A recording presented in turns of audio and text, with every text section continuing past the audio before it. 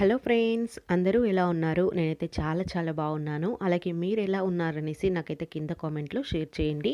ఈరోజు రెసిపీ అయితే గుత్తి వంకాయ మసాలా కర్రీ ఎలా చేయాలో ఈరోజు వీడియోలో చూపించబోతున్నాను. గుత్తి వంకాయ చేయడం రాని వాళ్ళు కూడా చాలా ఈజీగా చేసేస్తారు.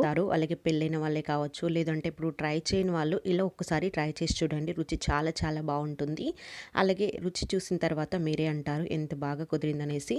ఇప్పుడు లేట్ చేయకుండా వీడియోలోకి వెళ్ళిపోదాం. ముందుగా స్టవ్ పైన ప్యాన్ పెట్టేసి ఇందులో 2 టేబుల్ స్పూన్ల దాకా ఆయిల్ వేసి ఇందులో 1 కప్పు దాకా పల్లీలు, ఒక హాఫ్ కప్ దాకా శనగపప్పు, ఇంకో హాఫ్ కప్ మినపప్పు వేసుకోండి.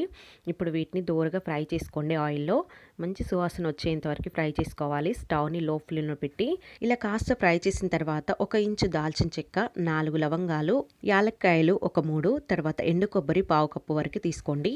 తర్వాత 1 టేబుల్ స్పూన్ జీడిపప్పు పలుకులు వేసుకోండి. మీ దగ్గర అవైలబుల్గా లేకపోతే స్కిప్ చేసేయండి. అలాగే పొట్టు తీయకుండా వెల్లుల్లి రెబ్బలు 4-5 వేసి ఇప్పుడు వీటిని కూడా వేయించుకుందాము. ఇవి కొంచెం వేగిన తర్వాత ఇందులో ఒక హాఫ్ కప్ దాకా ధనియాలు వేసుకోవాలి.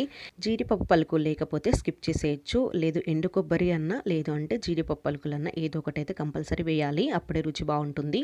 ఇవి కాస్త వేగిన తర్వాత నువ్వులు ఒక హాఫ్ కప్ తీసుకోండి. లాస్ట్లో వేయండి, ఎందుకంటే నువ్వులు త్వరగా వేగిపోతాయి.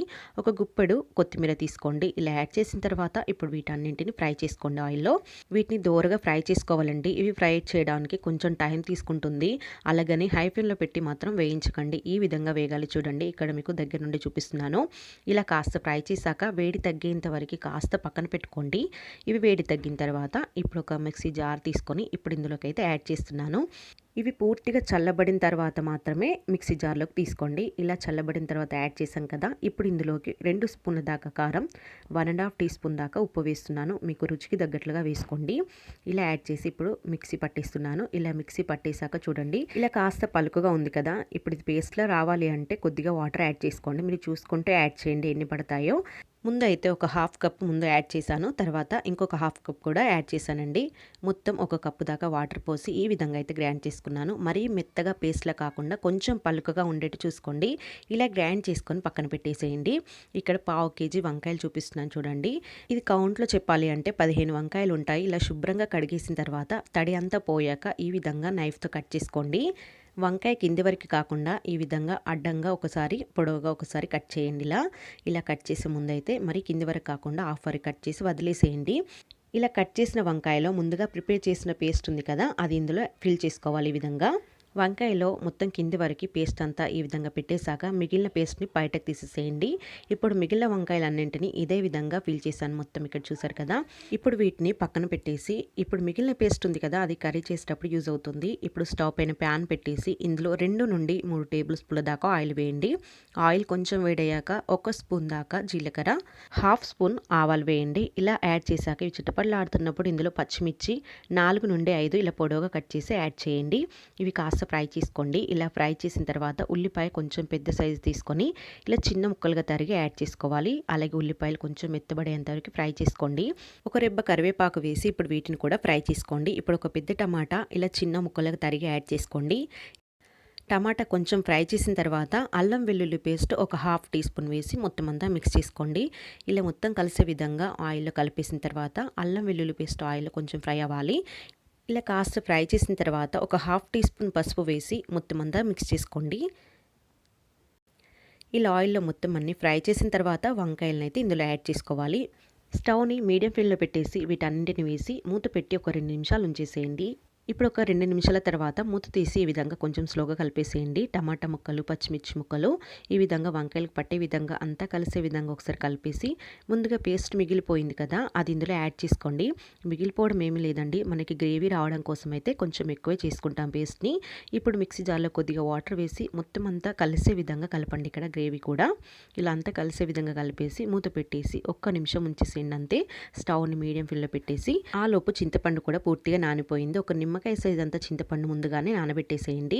అందులో ఉన్న చింతపండు గుజ్జు తీసేసి ఈ విధంగా రసాన్ని మాత్రమే యాడ్ చేయండి. ఇలా రసం యాడ్ చేసిన తర్వాత నీళ్ళైతే ఒక గ్లాస్ దాకా పోయాలండి. ఇందులో ఒక పెద్ద గ్లాస్‌తో నిండుగా పోసేసేయండి. ఇలా పోసి మొత్తం అంతా కలిపేసేయండి ఇందులో. ఈ విధంగా కలిసే విధంగా గ్రేవీ ఉండలు కట్టకుండా మొత్తం అంతా మిక్స్ చేశాక వంకాయలు త్వరగా కుక్ అవ్వడం కోసం నేనైతే ప్రెషర్ కుక్కర్‌లో యాడ్ చేస్తున్నాను. వీటినైతే వంకాయలు త్వరగా కుక్ అవ్వాలనేసి మీరు కావాలంటే ఇందులోనే ఒక 10, 15 నిమిషాలు స్టవ్‌ని లో ఫ్లేమ్‌లో పెట్టి ఉంచేసేయండి. నేనైతే త్వరగా అవ్వాలనేసి కుక్కర్‌లో యాడ్ చేస్తున్నాను. అలాగే టేస్ట్ చూసుకొని మీకేమైనా ఉప్పు తగ్గినట్టుగా ఉంటే వేసుకోవచ్చు. నాకైతే కొంచెం తక్కువగా ఉందనేసి వేసాను. సన్నగా తరిగిన కొత్తిమీర కూడా పైనుండి వేసేసేయండి. ఇలా వేసిన తర్వాత ఇప్పుడు మళ్ళీ ఒకసారి కలిపేసి ఇప్పుడు మూత పెట్టేసి ఒక విజిల్ వచ్చేంత వరకు ఉంచేసేయండి అంతే. మరీ ఎక్కువసేపు ఉంచకండి. లేదు అంటే వంకాయలు త్వరగా మెత్తగా అయిపోతాయి. అలాగే ముద్దగా కాకుండా విడివిడిగా అయిపోతాయి. అందుకోసం ఒక్క విజిల్ అయితే సరిపోతుందండి. ఇలా మొత్తం అంతా మిక్స్ చేసిన తర్వాత ఇప్పుడు ప్రెషర్ కుక్కర్ పైన మూత పెట్టేసి ఒక విజిల్ వచ్చేంత వరకు స్టవ్ని హై ఫ్లేమ్లో పెట్టేసి ఉంచేసేయండి. అలాగని మీడియం ఫ్లేమ్లో కూడా పెట్టకండి, లేదంటే అడుగంటుకుంటుంది. ఇలా ఒక విజిల్ వచ్చిన తర్వాత పూర్తిగా గాలంతా పోయేంత వరకు అలానే ఉంచేసి ఇప్పుడు మూత తీసి చూద్దామండి. ఇక్కడ గ్రేవీ చూసారు కదా ఎంత చిక్కగా వచ్చిందో. అలాగే ఆయిల్ కూడా పైకి తేలుతుంది. అలాగే వంకాయలు కూడా ముక్కలు కాకుండా ఇలా ముద్దగానే ఉండిపోయాయి చూసారు కదా. ఇప్పుడు ఒక వంకాయ కూడా మీకు నొక్కి చూపిస్తున్నాను చూడండి ఎంత చక్కగా ఉడికిపోయిందో. ఈ విధంగా ఉడికించుకోండి. మీరు నార్మల్ బౌల్లో వండాలి అనుకుంటే 10 నుండి 15 నిమిషాలు ఉంచాలండి స్టవ్ని లో ఫ్లేమ్లో పెట్టేసి. కుక్కర్లో అయితే ఒక విజిల్ అయితే సరిపోతుందండి. ఇంతే, ఎంతో రుచికరమైన గుత్తి వంకాయ మసాలా కూర రెడీ అయిపోయింది. మీరు కూడా డెఫినెట్గా ట్రై చేసి చూడండి. ఇలా పైనుండి అయితే ఉల్లి ఆకులు అలాగే కొత్తిమీర వేస్తున్నాను. ఆ వేడికే ఉల్లి ఆకులు కొత్తిమీర దగ్గరికి వచ్చేస్తాయి. ఇలా చేసుకొని చపాతీలో లేదు అంటే అన్నంలో కూడా చాలా బాగుంటుంది. అలా కాకుండా మీరు ఊరికే తిన్నా కూడా రుచి చాలా బాగుంటుంది. మీరు ఒక్కసారి ట్రై చేసి చూడండి. ఈ రెసిపీ నచ్చితే ఒక లైక్ అయితే చేయండి ప్లీజ్. అలాగే సబ్స్క్రైబ్ చేసుకున్న వాళ్ళు ఇప్పుడైనా సబ్స్క్రైబ్ చేసుకొని మీ ఫ్రెండ్స్ అండ్ ఫ్యామిలీ మెంబర్స్కి అయితే ఈ వీడియోని షేర్ చేయండి. సబ్స్క్రైబ్ చేసుకొని పక్కనున్న బెల్ ఐకాన్ క్లిక్ చేస్తే నేను పెట్టే ప్రతి వీడియో నోటిఫికేషన్ మీ హోమ్ పేజ్కి అయితే వస్తుంది. Please subscribe to my channel and thank you so much for watching my video. Bye.